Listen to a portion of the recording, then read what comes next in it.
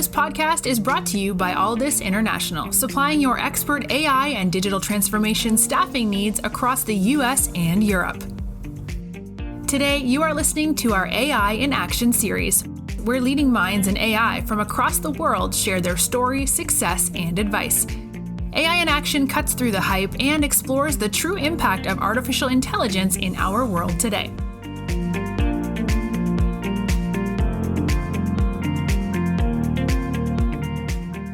You're listening to the Alldus podcast, AI in Action. I'm your host, JP Valentine. Our guest today is Sara Wyman. Sara is the CEO at Stackpack. Sara, welcome to the show. Thanks for having me. So Sara, let's start with yourself, please. We would love to get a little bit of a background of your journey in technology from where you got started early on, some of the interesting roles you've held along the way, and most importantly, what's led you to where you are today as the CEO at Stackpack. Yeah, so I started my career in finance on Wall Street. I was always fascinated with buyer-seller dynamics, so marketplaces and networks. And so you'll see that thread throughout my career. But yeah, started on Wall Street at Bear Stearns and UBS. I then made my way into tech. I made the leap, this was back in 2012, into a marketplace. Etsy was the one. I remember deciding between Etsy and eBay, ended up at Etsy working on the handmade marketplace. From there, moved on to my next network, which was Affirm, which is the buy now, pay later company. And so worked there with merchants and buyers, helping them pay for their purchases over time. And then now the founder and CEO of Stackpack. And we are bringing vendors and buyers together as well. So just always fascinated with marketplaces and inefficiencies in them. Love that. Thank you so much for sharing. And as you mentioned, you've taken us up to today as the founder and CEO at Stackpack. So let's jump straight in. Tell us all about Stackpack, who you are, what you do, mission of the business. Yeah, Stackpack is the first AI native vendor intelligence platform. So what that means, we're an AI assistant for finance and operations teams. And so we turn a company's, all their finance and contract data really into vendor insights and actions. So examples of that are cost savings or renewal alerts, price benchmarks, approvals. And so what we've really found in really talking to all companies, regardless of size, buying and managing of vendors and budgets, it's really a team sport, right? So a company we're finding has hundreds and thousands of vendors that power their business, right? And each one of those bring in complexity. So additional costs, timelines, paperwork, security, business risk. And it's really easy to lose track of the impacts of every new vendor. And each new vendor obviously touches so many teams. It touches the tech stack. It touches the company policies and processes. But ultimately, what we found is that managing all of that hurts a company's bottom line in terms of actual dollars wasted, human hours wasted. And then honestly, there's a lot of waste just from using the wrong tools as well. We're here using AI to really save time and money every week as all these vendors are managed. One thing I'll call out that's really interesting right now from a macro perspective is that we're seeing in 2025, it's projected that in the US, $1.2 trillion is spent on software and services, and now AI. AI is increasing spend even in this environment. And there really isn't a system to manage that. And so that's what Stackpack's AI is aiming to do. The what you're trying to do and the why makes a whole lot of sense. Let's jump into the how. So what have you and the team built help us visualize Stackpack working successfully from a practical standpoint, and maybe share some of I know you've got some great customer stories and case studies, maybe share one or two real life examples of Stackpack having an impact. Let me start with the buyer journey and where we slot in. As a company is making a decision on a vendor, right? It starts always with the same question. Hey, I have a problem. I need to solve it. Let me go find ways to solve it. So that it starts with discovering vendors, evaluating them, moving down to getting the internal approvals, negotiating with that vendor if you can, and then bringing that vendor on board, managing them, making sure the whole team has visibility. And then obviously every year a renewal pops up and you have to go through that whole process all over again. And so Stackpack is aiming to build that entire funnel. And so where we've really started is with the vendor management and the intelligence side. And so practically when a customer works with us, we get data, we aggregate their data from 3 different sources. The first one is from their accounting software, right? This is QuickBooks, it's NetSuite, it's Sage Intacct, whoever it is that you work with, chances are we work with them. We take the spend data from that, and then we're able to give you, again, this is pretty neat, within minutes, we're able to give you a list of every single vendor that powers your business. Our AI takes out payroll, it takes out travel and entertainment, it really leaves you with software, services, AI, consultants, the stuff you really need to care about that power your OpEx. So that's the first piece. Then we layer in all your contract data. We provide all the terms of service for you and all the privacy policies. And then anything that's a negotiated contract, we have a contract audit that helps you go get those contracts from around your organization, and basically sucks them into Stackpack. The third place we get data is from our own proprietary data on the 20,000 vendors that we manage today. So you marry all 3 of those sources of data together, we're able to do really interesting things, right? So immediately you get that vendor list. That's now your source of truth. It's real time. It doesn't go stale like a spreadsheet does, right? So that exists. Then we're extracting all this really rich data from your contracts. We'll make sure you never miss a renewal again. We'll let you know if a company is not using your data in a way that aligns with your own policy, for example. We'll let you know, are you overpaying for this vendor? There's lots that we can do now that we have all of that data together. And so there's a few ways we can do this. One is we do have an AI assistant that looks and feels like a chat, but then we also use our alerting system, whether that's email alerts, in-app alerts. We also do Slack alerts to make sure that you are not missing anything important. So think of us a little bit as like an alerting triage center as well. So married together, chat, and then that UX, that kind of gives you the Stackpack experience. Love that. And so many potential use cases there, clear and visible, like every good business idea when you can see the value straight away or you could possibly use it. I want to spend a little bit of time talking about some of the successes that you've had since launching. And I know I would encourage people listening to check out the detailed case studies on the Stackpack website. But when you think of anecdotal evidence of Stackpack adding value, what are some of the more recent or projects that you feel best capture the success that Stackpack can have? We work today with a number of high growth companies, ones you've probably seen the headlines on, but we work with 11x, we work with Unify, we work with Zero Eyes, we work with Envoy, just a lot of wonderful high growth companies, which give us a lot to work on. I think the obvious places where we immediately add value is where I think the most fun is on the cost saving side, right? So we actually have a company that just onboarded with us. They have a very large OpEx. They're spending $40 million a year. This is, again, taking out payroll. This is just focusing on the vendors. They're spending $40 million a year.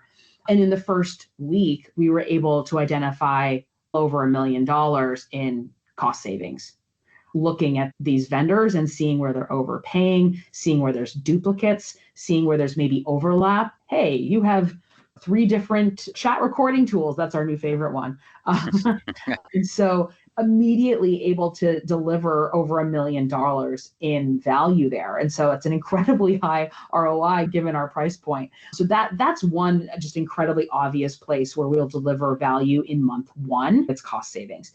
So you'll hit ROI return in that first month. Going forward then, a lot of it is about visibility and really productivity across the organization, right? So we now give the whole company a source of truth. We give them a request and approvals process so that they can make sure that they are audit ready, right? They make sure that their whole company is following their policies, that we're reducing risk, we're reducing a lot of time. We really primarily work with finance and operation leads as well as department leads. All this data is at their fingertips where before it wasn't, right? It was hidden in accounting systems or in maybe some type of contract repository. So a lot of that does come down to risk savings and time savings. You are listening to the Alldus podcast. When you're looking to scale your team, or if you are interested in showcasing your company in a future episode, reach out today. Or if you're in the market for a new role, visit our website to view open positions, www.alldus.com. I want to spend a little bit of time now talking about the team that you've assembled and try and get a little bit of a look behind the scenes of what it's like day to day, from the project life cycle to developments of the platform, and most importantly, the people that you're working with who have built obviously a very effective platform already. So can you share a little bit about what it looks like today, and maybe a little bit about the journey from how you built it to where it is today? So yeah, we're a team of 12. We are a remote first company, but most of our team is based in the Bay Area in San Francisco. We are remote, so there's a lot of flexibility there, but we do try to get together as much as possible. The Stackpack team is stacked. So we're from Asana and Twilio and WeWork and PayPal. It's just an amazing team of people that have grown those particular companies from early days to enterprise, to be honest. So everyone has done both early and late stage, which is a really unique kind of team setup that's worked really well for us, honestly, because we're typically catching things that we've all seen before in our career. So that's been really fun. You mentioned our product lifecycle. We work in 3-week sprints, which allow us to go quite fast and to really deliver for our customers. And again, we are a product and engineering heavy organization as a percentage, so really focused on product delivery. And then, yeah, just in terms of kind of overall culture, because again of that experience that everyone brings, there's high trust. So it's a lot of autonomy. We're really focused, we're really fast, but we try to have a lot of fun. Our new thing is we are doing offsites in people's hometowns. So our most recent one was one of our founding engineers is based in Orlando. So of course we had to go to Epcot, Disney World. Yeah. And so we all went to Epcot for our last offsite. That was awesome. And then next summer we're going to Chicago. So really fun to have people host us in their hometowns. So it's been really neat. That sounds great. Yeah, thank you for sharing that detail, because it's always good to get a sense of what it's like behind the scenes of a great company, a great product. Looking ahead, particularly near-term roadmap, when you look at the next 12 to 18 months, what are you hoping to accomplish? What are you excited about? And what does the road ahead look like for you and the team at Stackpack? We are very focused on all things AI for our customers now that we have our first iteration of our AI assistant out in market. We right now have almost what I'd say 2 user experiences, right? There's this awesome UX that we have for finance and operation teams, dashboards and lists and charts. And then we marry that with a really nice AI chat. We need to bring that all together. And so I think there's going to be this really interesting movement in AI SaaS right now where you're seeing companies bring that user experience together with really powerful like AI results that also are like made for finance and ops teams, right? So charts and really interesting analyses. So we're really focused there. The second thing, making sure that the AI functionality is as robust as possible, right? And so for us, that means adding in just as much data as possible. I mentioned to you earlier that buying journey of helping companies discover a solution, evaluate them. We see a huge opportunity, given the data set that we have, to really help them discover new vendors. So right now, in the absence of that, when you ask a random employee, hey, how are you finding these new vendors you're using? We're here that they're texting friends, they're going into maybe some Slack channels, they're going to G2. In some cases, they're even hiring consultants to help them pick out like the companies that are going to power their business. They shouldn't need to do that, right? And this is a great use case of AI. They should be able to come to Stackpack to start that journey, to figure out the very best tools and partners for their business. That's where we're looking to go in the next few months here. Super interesting. Because of the service that you're providing to so many companies, you're able to see in real time who's adding the most value based on productivity, cost, efficiency, and use cases. So it's a real objective look at what platforms are the right platforms for various businesses and their growing needs. Final questions for me would be around the people, bringing it back to the team and the culture that you've assembled. Obviously, with the growing demand for services within AI and a lot of the noise that it surrounds the various products, Stackpack is really allowing key decision makers to zone in on what's useful and what's not. That's going to grow. That need for that level of clarity in decision making has endless potential, which means Stackpack is going to continue to grow. So when you look at the next 12 to 18 months and you look at where you're going to need to strategically add more talented people to your already great workforce, where do you see the need to scale? And part two of that is, what message do you have to potential future employees why they should consider working with Stackpack over some of the other great companies also vying for top talent? Yeah, as we scale, the immediate places we are going to need support are in the following places. One is always engineering support. Customers are first here. We like building for them. So engineers will be looking for, on that second note, customer support. As we grow more and more customers, we're going to need to give them great service. And then more folks on the go-to-market side. We're excited to bring in more sales and more marketing support as we scale. So those are the three main areas, as we do have our core product and design teams in place. So we'll be hiring for those in the coming months and years. In terms of why Stackpack as an employer, I think there's three places where we're really interesting. One is our customers, two is our data, and then three is just the application of AI. So our customers are awesome, right? So we work mostly with finance, operations, and IT leaders. They're super smart. They're really fun to work with. They're very critical and thoughtful buyers, and so they hold us to high standards. So we're constantly learning. I'm never bored. The second thing, and you picked up on this, is that we have incredible data, right? So every customer that comes on board, we get hundreds of vendors, hundreds of contracts, millions in spend.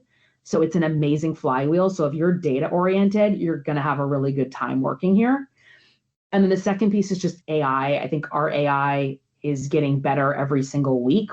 We're constantly finding new things that the AI can do as we're training it. And we're using all the latest protocols and working directly with the LLMs to roll out new ways of doing things. So we're learning alongside the industry here, and we have a seat at that table.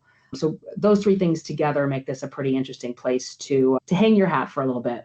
Sara, thank you so much for coming on today and talking to us. I know this one has been on the cards for a little while now, and I'm glad we finally got to have you here and share your story. What you've built at Stackpack is both fascinating and exciting in equal measures, and I definitely see the clear and obvious need for Stackpack services across all businesses, regardless of size. So it's yet another exciting use case of AI impacting business, and yeah, exciting times ahead for sure. So we wish you, the team, and everyone at Stackpack the best of luck in the months and near-term years ahead, and look forward to having you back on the show again in the near future.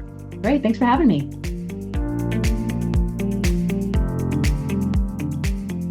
Thanks for listening to this episode of the Alldus podcast. If you enjoyed today's episode, don't forget to subscribe, rate, and review. We are available on Apple Podcasts, Spotify, and any Android podcast of choice. You can also head over to our website, www.alldus.com, to listen to more podcasts, view our open roles, and stay up to date with industry news. Thanks for listening, and stay tuned for more great episodes coming very soon.